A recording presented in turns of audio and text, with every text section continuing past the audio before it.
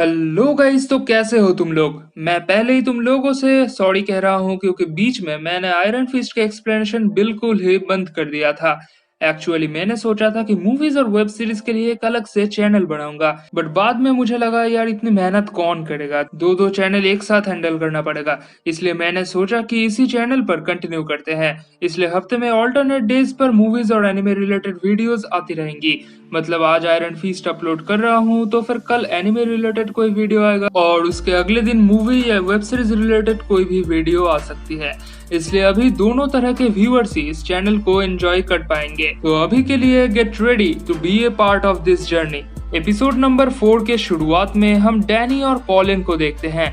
पिछली रात टाइगर्स और हैचेट्स के बीच मीटिंग में जो कुछ भी हुआ उसके लिए डैनी खुद को दोषी ठहराने लगता है और वो इस बात को लेकर भी सोच रहा होता है कि उस रात उस मीटिंग में डैनी ने जिसको देखा था वो असल में कौन था।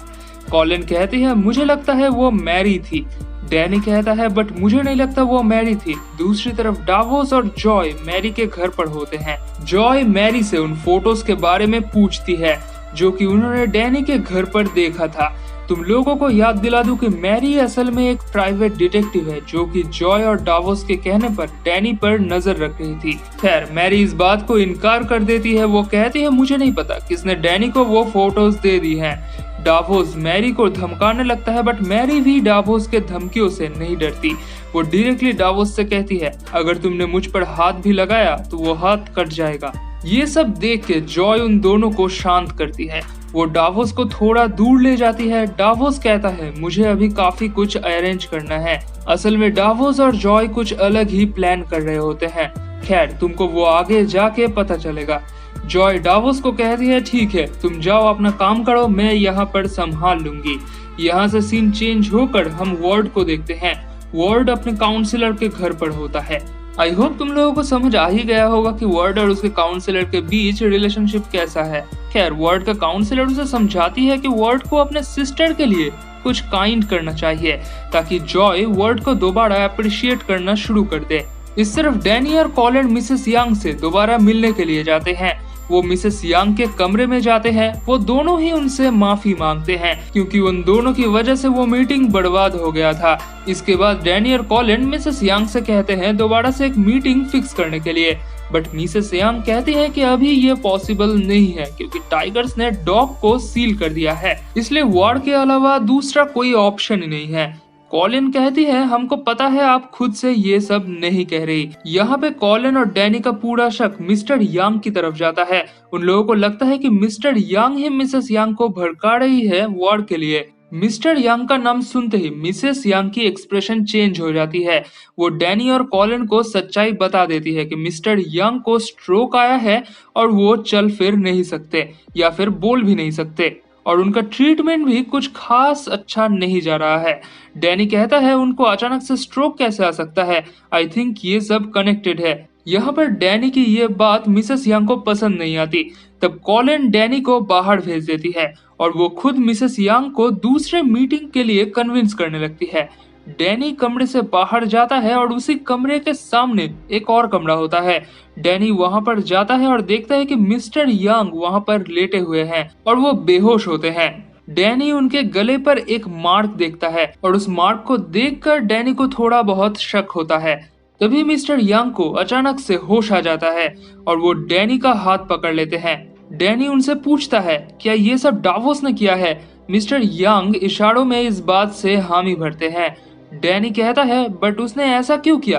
तब मिस्टर यंग बहुत धीरे धीरे कहते हैं कि हैनकॉक 212। डैनी को समझ नहीं आता। वो कहता है ये हैनकॉक 212 क्या है। मिस्टर यंग कुछ और बताने की कोशिश करते हैं बट इसी वजह से उनकी तबीयत बिगड़ने लगती है और वहां पे आ जाती है एक नर्स और वो मिसेस यंग को बुला लेती है और मिसेस यंग मिस्टर यंग की तबीयत बिगड़ते हुए देखकर डैनी और कॉलिन को वहां से भगा देती है। बाहर आने के बाद डैनी कॉलिन को बताता है कि मिस्टर यंग को वो स्ट्रोक डावोस ने दिया है। उसने डेविल्स क्लॉ नाम का एक टेक्निक इस्तेमाल किया है which is so powerful and complex technique. Colin कहती है तो फिर शायद उस रात वहां पे डावोस आया था। डैनी कहता है मे बी, बट डावोस के साथ इन सब का क्या कनेक्शन हो सकता है। वो दोनों जब ये सारी बातें कर रहे होते हैं तभी वहां पे आती है मिस्टी। मिस्टी एक पुलिस ऑफिसर है। डैनी और कॉलिन उसे अच्छे से जानते हैं। प्रोबेबली डैनी ने उसकी किसी केस में पास्ट में मदद की थी। मिस्टी कहती है तुम लोगों को मेरे साथ जाना होगा, मुझे कुछ बात करनी है। इसके बाद वो तीनों डोजो सेंटर में वापस आते हैं, which is not a dojo center anymore. Anyway, Misty कहती है कि पुलिस के एक भरोसेमंद आदमी टाइगर्स के गैंग में सीक्रेट कॉप की तरह काम कर रहा था, बट लास्ट नाइट उन लोगों का फाइट एक ऐसे आदमी के साथ हुआ whose feast can lighten up, और उसके बाद अभी वो हॉस्पिटल में है। कॉलिन कहती है डैनी ने वो सब जानबूझकर नहीं किया। डैनी कहता है वहां पे मैंने किसी एक को देखा था जो कि चोरी छुपे अंदर आ रहा था। मिस्ट्री कहती है वो लोग पुलिस के लोग थे, कल हम ट्रायड्स के लीडर्स को रंगे हाथों पकड़ने वाले थे, बट तुम्हारे वजह से ऐसा कुछ भी नहीं हो पाया, इसलिए मैं चाहती हूँ तुम दोनों इस मामले से दूर रहो। डैनी कहता है मैं इन्वॉल्व नहीं होता, इस मामले में डावोस इन्वॉल्व है, आई थिंक वो कुछ बड़ा प्लान कर रहा है। मिस्टी कहती है अब ये डावोस कौन है। डैनी कहता है he is my brother from Conlon. Colin कहती है डावोस ने मिस्टर यंग को स्ट्रोक दिया है अपने किसी टेक्निक की मदद से। मिस्टी कहती है बट डावोस मिस्टर यंग को क्यों मारना चाहेगा। डैनी कहता है मिस्टर यंग ने मुझे हैनकॉक 212 के बारे में बताया है। मिस्टी कहती है Hancock is a transportation company and 212 can be A package number या फिर शिप नंबर। डैनी कहता है मतलब डावोस ने मिस्टर यंग के थ्रू किसी पार्सल को मंगवाया था और मिस्टर यंग मीटिंग के मदद से सब कुछ सुलटा लेना चाहते थे। इससे डॉग का पूरा कंट्रोल टाइगर्स को मिल जाता और डावोस का पार्सल रुक जाता, इसलिए उसने मिस्टर यंग को मारने की कोशिश की है। ये सब फिगर आउट करने के बाद डैनी बहुत एक्साइटेड हो जाता है। वो कहता है मुझे अभी डॉग पर जाके सब कुछ चेक करना होगा। मिस्टी कहती है नहीं, तुम दोनों इस मामले से दूर रहोगे। डावोस ने मिस्टर यंग को मारने की कोशिश की है, इसका मतलब वो भी अब इस केस का हिस्सा है, सो तुम लोग पुलिस को अपना काम करने दोगे। डैनी को ना चाहते हुए भी मिस्टी का बात मानना ही पड़ता है। वो कहता है ठीक है। इसके बाद वो बाहर आके थोड़ी देर खड़ा रहता है, फिर चुपके से घर से निकल जाता है। इस तरफ कॉलिन और मिस्टी अंदर बातें कर रहे होते हैं। डैनी बहुत देर तक बाहर है। ये चेक करने कॉलिन जब बाहर आती है वो देखते हैं डैनी वहां पर नहीं है। वो समझ जाती है कि डैनी डॉक्स पर चला गया है। इस तरफ जॉय मैरी के साथ होती है। जॉय मैरी के चीजों को परखने लगती है और इधर उधर की बातें करने लगती है। मैरी जॉय से कहती है ताकि जॉय उसके चीजों को टच ना करे, बट जॉय उसकी सारी बातें नजरअंदाज कर देती है। कुछ देर बाद जॉय को वहां पर कुछ मेडिकल रिपोर्ट्स मिलती हैं और वो रिपोर्ट्स मैरी की होती है। जॉय को पता चलता है कि मैरी को स्प्लिट पर्सनालिटी डिसऑर्डर है। ये सब देखकर जॉय घबरा जाती है। मैरी जॉय का गला दबाने लगती है और अपने प्रॉब्लम्स के बारे में बताने लगती है। जॉय मैरी से माफी मांगती है, तब मैरी उसको छोड़ देती है और जॉय कहती है मतलब डैनी को वो फोटोज तुम्हारे एक दूसरे पर्सनैलिटी ने दी है। मेरे पास और भी कई सारे क्वेश्चन हैं।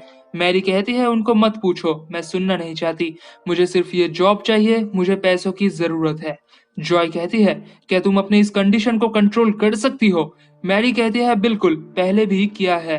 जॉय कहती है ठीक है, मैं तुम पर ट्रस्ट करती हूँ। इसके बाद वो वहां से चली जाती है। इस तरफ डावोस डॉक्स पर होता है। वो हैनकॉक 212 बॉक्स को ढूंढने लगता है और उसके सामने जो भी आता है उनको डावोस मारने लगता है।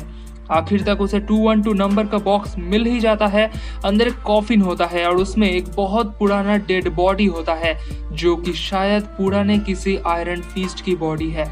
उसके चेस्ट पर शाओलाओ द अनडाइंग का टैटू होता है। डावोस अपने चाकू से उस टैटू वाले पोर्शन को काट लेता है। कुछ देर बाद वहां पे डैनी आता है। वो देखता है वहां पे बहुत सारे लोग मारे गए हैं। वो 212 के अंदर जाके उस डेड बॉडी को देखता है। तब तक बाहर मिस्ट्री और कॉलिन आ गए होते हैं। वो दोनों ही डैनी पर बहुत गुस्सा होते हैं। डैनी उन्हें बताता है कि ये सारे लोग उसके आने से पहले ही मर गए हैं और 212 के अंदर एक डेड बॉडी है और उसके चेस्ट का एक पीस गायब है। प्रोबेबली डावोस आया होगा और उस पीस को लेकर गया होगा। डैनी डावोस का पीछा करने की बात करता है, बट मिस्ट्री उसे रोकती है। इस बात को लेकर उन दोनों के बीच लड़ाई शुरू होने वाली होती है, बट तभी कॉलिन बीच में आती है और मिस्ट्री को रिक्वेस्ट करके मना लेती है। इस तरफ जॉय घर वापस आती है और वहां पे पहले से ही वर्ड मौजूद होता है। उन दोनों के बीच बातें होने लगती है। फिर इन बातों से झगड़ा शुरू हो जाता है और जॉय अपने कमरे में जाके रोने लगती है। तभी उसके पास डैनी का कॉल आता है। जॉय डैनी का कॉल काट देती है। डैनी एक स्टेशन पर होता है। वो जॉय को वॉइस मैसेज भेजता है। वो कहता है डावोस कुछ बहुत खतरनाक करने वाला है, इसलिए उससे दूर रहने के लिए। तभी वहां पे पीछे से मैरी आ जाती है और डैनी को मारने लगती है। डैनी मैरी को देखकर चौंक जाता है और इसी का फायदा उठा के मैरी डैनी के बॉडी पर कोई मेडिसिन इंजेक्ट कर देती है। दूसरी तरफ डावोस क्रेन सिस्टर्स के साथ होता है। क्रेन सिस्टर्स डावोस को किसी तरीके का एक ड्रिंक देती है और डावोस उसे पीकर लेट जाता है। वो लोग किसी तरीके का वॉरशिप की तैयारी कर रहे होते हैं। इस तरफ डैनी उस मेडिसिन की वजह से कुछ भी अच्छे से देख नहीं पाता।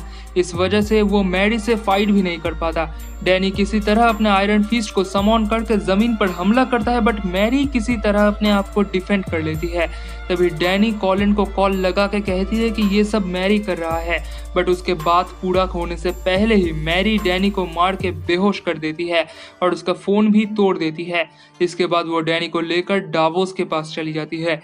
डैनी को जब होश आता है वो देखता है कि उसे बांध के रखा गया है। वहां पे वो क्रेन सिस्टर्स होती है। वो लोग डावोस के लाए हुए उस चेस्ट के पीस को जला देते हैं और उसे एक बोल में रखते हैं। फिर वो लोग डैनी के चेस्ट को काट के ब्लड कलेक्ट करते हैं।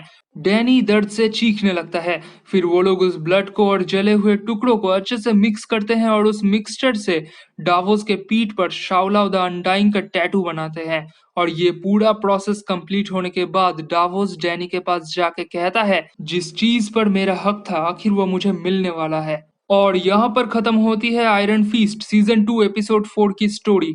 सो अगर तुम लोगों को आज का ये वीडियो पसंद आया है तो फिर वीडियो को लाइक जरूर करना, और अगर आगे और भी ऐसे ही स्टोरी सुनते रहना है तो चैनल को सब्सक्राइब जरूर करो। और कमेंट्स में बताओ आयरन फीस्ट के बाद और कौन से वेब सीरीज का एक्सप्लेनेशन मैं शुरू कर सकता हूँ।